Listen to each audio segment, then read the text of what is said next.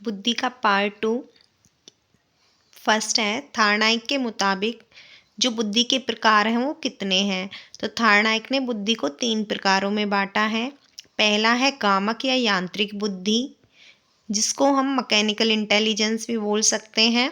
Second है अमूर्त बुद्धि और थर्ड है सोशल इंटेलिजेंस, या इसको हम व्यावसायिक बुद्धि भी कह सकते हैं।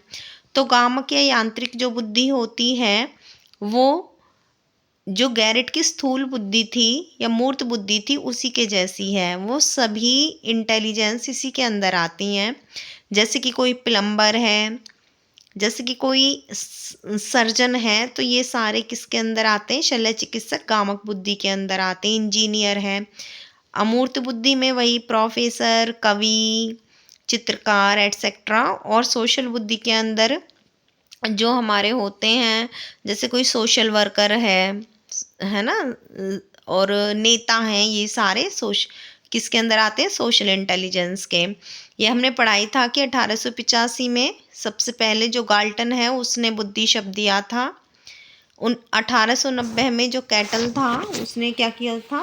कैटल के बारे में हमने पढ़ा था कि कैटल ने मानसिक परीक्षण किया था। ठीक है। उसके बाद बुद्धि को मापने का सबसे पहला जो प्रयोग किया था वो बिने ने किया था 1905 में। और किस स्केल का प्रयोग किया था? बिने साइमन स्केल का। बुद्धि लब्धि शब्द सबसे पहले किसने दिया था? स्टर्न ने दिया था 1912 में। और उसके साथ कोहलमान भी थे, वरना स्टर्न का नाम हम दे सकते हैं। बुद्धि लब्धि शब्द का सबसे पहले प्रयोग स्टर्न ने 1912 में किया था। और बुद्धि लब्धि का जो फॉर्मूला था, आईक्यू का जो फॉर्मूला था वो भी स्टर्न ने ही दिया था।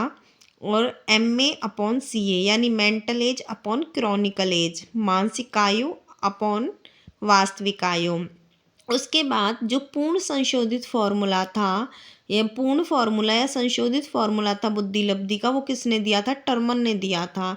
और उन्होंने क्या किया था? स्टर्न द्वारा दिए गए फॉर्मूले को 100 से मल्टीप्लाई किया था, यानी mental age upon chronicle age into 100। तो ये कब दिया था टर्मन ने? 1916 में। देखो 1912 में स्टर्न ने बुद्धि लब्धि शब्द का प्रयोग किया और बुद्धि लब्धि का फॉर्मूला दिया mental age upon chronicle age. लेकिन अगर पूछा जाए बुद्धि लब्धि का संशोधित फॉर्मूला या पूर्ण फॉर्मूला किसने दिया, तो वो 1916 में टर्मन ने दिया था, mental age upon chronicle age into में 100। मानसिक जो बुद्धि है, मानसिक जो आयु है उसका कॉन्सेप्ट किसने दिया था? मेंटल एज का कॉन्सेप्ट किसने दिया था? बिने ने दिया था। ये 1908 में ही बिने ने मेंटल एज का कॉन्सेप्ट दिया था, मानसिक आयु का। ये सारी डेफिनेशंस हम पढ़ चुके हैं। बिने के अनुसार बुद्धि में क्या होता है? ज्ञान, आविष्कार, निर्देश और आलोचना। वुडवर्थ के अनुसार बुद्धि क्या होती है? चीज़ों को पहचानने की योग्यता। गाल्टन और टर्मन ने क्या कहा था? अमूर्त विचारों की योग्यता को ही बुद्धि बताया। और गाल्टन के अनुसार जो बुद्धि होती है वो आनुवांशिक होती है, जन्मजात होती है।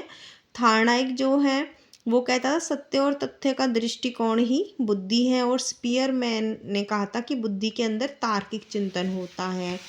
नेक्स्ट है थ्योरी ऑफ इंटेलिजेंस। तो थ्योरी ऑफ इंटेलिजेंस अगर हम पढ़ें तो सबसे पहले बुद्धि के सिद्धांत में एक कारक सिद्धांत आता है जिसे बिने ने दिया था। इसको यूनिफैक्टर थ्योरी भी कह सकते हैं, निरंकुशवादी सिद्धांत भी कहते हैं, मोनेरिक थ्योरी ऑफ इंटेलिजेंस। इसमें वो कहता है कि जो बुद्धि है वो एक यूनिट के रूप में होती है। जो दिमाग होता है, बुद्धि जो है वो, इसको इकाई का सिद्धांत भी कहते हैं। एक अविभाज्य इकाई का सिद्धांत, यानी जिसको नहीं बांट सकते, एक ही खंड होता है। एक खंड इकाई का सिद्धांत कह सकते हैं, अखंड इकाई का सिद्धांत कह सकते हैं। तो बुद्धि का एक कारक सिद्धांत किसने दिया? बिने ने।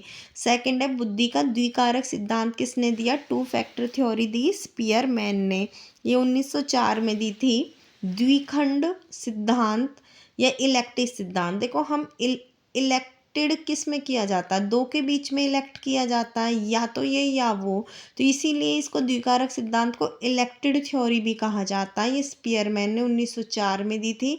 स्पीयरमैन ने कहा था कि बुद्धि के अंदर 2 इकाइयाँ होती हैं, दो कारक होते हैं, एक जनरल कारक होता है, एक स्पेसिफिक कारक होता है। जनरल जो सामान्य कारक होता है वो जन्मजात होता है, और जो विशिष्ट कारक होता है वो अर्जित किया जाता है। अब यहाँ से क्वेश्चन बनता है जो पेपर में आया था कि बुद्धि का जो विशिष्ट कारक है वो वातावरण से अर्जित किया जाता है या वंशानुक्रम से या वातावरण से या सिर्फ अर्जित किया जाता है। तो इसका आंसर है कि ये अर्जित किया जाता है। अब अर्जित कहाँ से किया जाता है उसके लिए उन्होंने स्पीयरमैन ने स्पेसिफिक नहीं कहा कि यह वातावरण से अर्जित किया जाएगा, इसीलिए इसका आंसर वातावरण से अर्जित ना होकर सिर्फ अर्जित जो है यही होगा। तो बुद्धि का जो विशिष्ट कारक है वो क्या किया जाता है, अर्जित किया जाता है, यही इसका आंसर होगा। स्पीयरमैन की बुद्धि में कितने कारक होते हैं, दो कारक होते हैं, एक बाई बर्थ होता है, एक अक्वायर्ड होता है। बाई बर्थ वाला जनरल फैक्टर होता है और अक्वायर्ड वाला स्पेसिफिक फैक्टर होता है। नेक्स्ट है हाँ, जो इलेक्ट्रिक थ्योरी होती है वो भी स्पीयरमैन के द्विकारक सिद्धांत को ही कहा जाता है।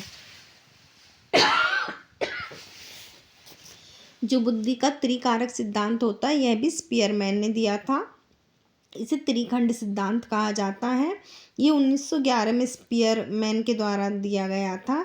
तो सामान्य कारक और विशिष्ट कारक के अलावा एक सामूहिक कारक को भी अपने जो सिद्धांत था द्विकारक उसमें जोड़ करके इसे त्रिकारक सिद्धांत में बदल दिया था, किसने, स्पीयरमैन ने।